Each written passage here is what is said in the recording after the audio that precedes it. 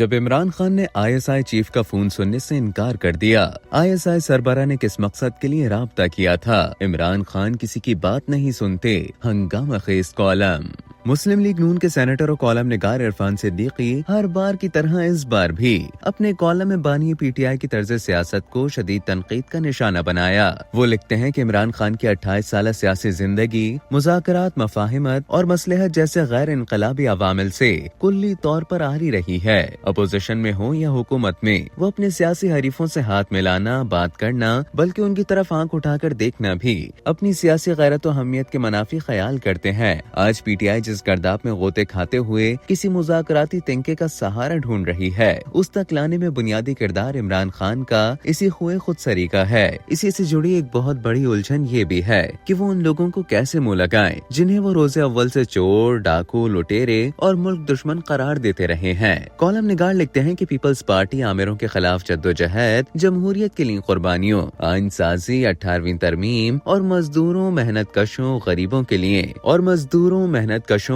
लिए इक़दामात को अपना सियासी सरमाया ख्याल करती और इसी असासे की बुनियाद पर इंतखाबात में उतरती है। मुस्लिम लीग नून अवामी फलाह बहबूद के कामों, जदीद इंफ्रास्ट्रक्चर की तामीर, मईशत की इस्तेवारी, तवानाई और कौमी तफाखुर की अमीन तवाना खारिजा पॉलिसी को अपने नामा अमाल का हुस्न ख्याल करती है और इसी को ज़ादे राह बनाकर इंतखाबी कामरानी की मंजिल की तरफ बढ़ती है। दीनी तशख्खुस रखने वाली जमातें इस्लामी निज़ाम की कारफरमाई और इलाकाई जमातें मकामी मसाइल और अवामी हुकूक की निगहबानी का दम भरती हैं। तहरीक इंसाफ की फर्द अमल में इस तरह का कोई कारनामा तो कुजा, कोई नारा या दावा तक भी नहीं। इमरान खान की सियासत इस नुक्ते से शुरू होकर इसी नुक्ते पर खत्म हो जाती है कि मेरे मुखालिफिन चोर और डाकू हैं, मैं उनके साथ कैसे हाथ मिला सकता, कैसे मुज़ाकरात कर सकता हूँ। उनका यही बयानिया उनके फिदायीन के दिलों को गरमाता और रियासती इदारों से टकराने का हौसला देता है। इरफान सिद्दीकी के बकौल इमरान खान जानते हैं कि अगर मैं चोरों और डाकुओं के साथ बैठ गया, उनसे मुज़ाकरात और मामला तय करने लगा, तो अपने पैरोकारों को क्या मुंह दिखाऊंगा। 28 बरस की जद्दोजहद से नफरतों का जो अलाव भड़काया है, अगर उस पर मुज़ाकरात, मफाहिमत और मसलहत कैशी की बरखा बरसने लगी, तो अपने फिदायीन के दिलो दिमाग में बोने के लिए अंगारे कहाँ से चुनूंगा। यही वजह है कि पीटीआई के बाद सीनियर रहनुमाओं की मसाई के बावजूद आज तक मुज़ाकरात की कोई बैल मंडे नहीं चढ़ सकी। रुकावट सिर्फ खान साहब का ही फलसफा सियासत है। घास तो घोड़े का रिस्क, रातिब, चारा और जिंदगी है, वो घोड़े से दोस्ती कर ले तो खाए क्या।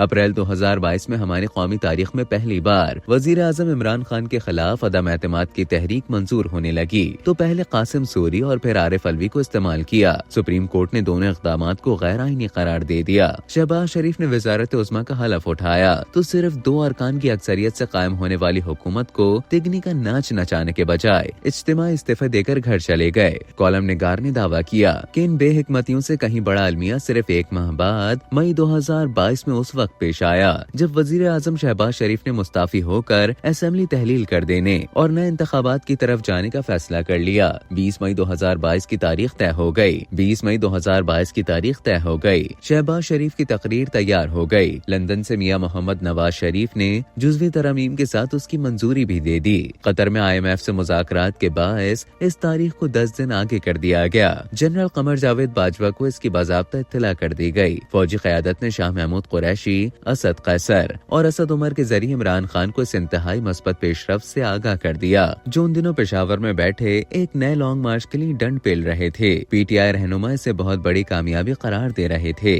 उनकी राय थी कि अब लॉन्ग मार्च की जरूरत नहीं रही। इमरान खान ना माने। 22 मई की दोपहर प्रेस कॉन्फ्रेंस का पंडाल सजा लिया। जनरल बाजवा के हुक्म पर DG ISI नदीम अंजुम ने शाह महमूद कुरैशी को फोन मिलाया और कहा कि खान साहब से कहें कि वो लॉन्ग मार्च का ऐलान न करें। बेशक कह दें कि मुझे 1 हफ्ते के अंदर अंदर वजीर आजम के इस्तीफे, असेंबली की तहलील और नए इंतखाबात की जमानत दे दी गई है। कुरैशी साहब ने फोन खान साहब को थमाते हुए सरगोशी की, लेकिन खान साहब ने फोन सुनने से इनकार करते हुए 25 मई को इस्लामाबाद पर चढ़ाई का ऐलान कर दिया। इरफान सिद्दीकी आगे लिखते हैं कि लॉन्ग मार्च नामुराद ठहरा तो ये कहकर वापस चले गए कि 6 दिन बाद फिर आऊंगा। 6 दिन के ऐलान की मंतक ये थी कि इस दौरान में हुकूमत बहरहाल मुस्ताफी होने और नए इंतखाबात कराने का ऐलान कर देगी, जिसे मैं अपनी फतह मुबीन से ताबीर करते हुए इनकलाब का बयानिया तराशूंगा। उधर लंदन में बैठे मियां मोहम्मद नवाज शरीफ ने इमरान खान का रौनक शुआर ऐलान लश्कर कशी सुना तो वजीर आजम को फोन मिलाते हुए कहा, शहबाज अब धौंस और धमकी में आने की जरूरत नहीं, अपने इत्तेहादियों को एतमाद में लो,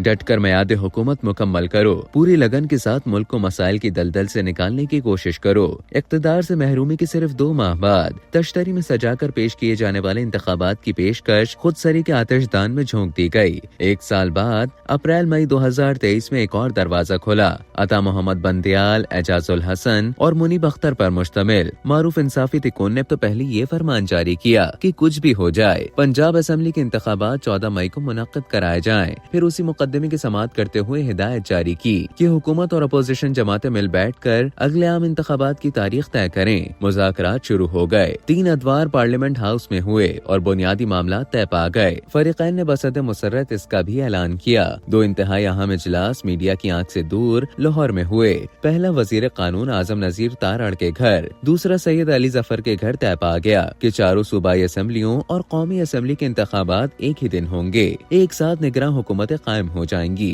सितंबर के अवाखिर में इंतखाबात मुनक्किद हो जाएंगे। ये भी तय पा गया कि हतमी इजलास पार्लियामेंट हाउस में होगा, जहां बाज़ाब्ता मफाहिमती फार्मूले का ऐलान किया जाएगा। जिस दिन ये इजलास होना था उसी रात पीटीआई टीम ने इत्तला दी, हम शर्मिंदा हैं, खान नहीं मान रहा। वो कहता है पंजाब के इंतखाबात हर हाल में 14 मई को ही हो। इरफान सिद्दीकी ने कॉलम के आखिर में तज्जिया पेश करते हुए लिखा कि एक बार फिर अफाम तफहीम की मश्क रायगा ठहरी। इस वक्त तो न पीटीआई का कोई नज़म है, न ढांचा, न फैसला साजी का कोई फोरम, न राहो मंजिल का तायुन। दर्जनों मुंह है और 20 जबानें, रंगारंग नारे हैं और भानत भानत की बोलियां। बेहतर हो के साथ रुकनी मुज़ाकराती कमेटी पहले बानी पीटीआई के साथ नशिस्तों का आगाज करे। वो कायल हो जाएं तो फिर दूसरी जमातों का रुख करें। लेकिन इसकी क्या जमानत है कि इमरान खान उस दिन कायल होकर अगले दिन भी कायल रहेंगे।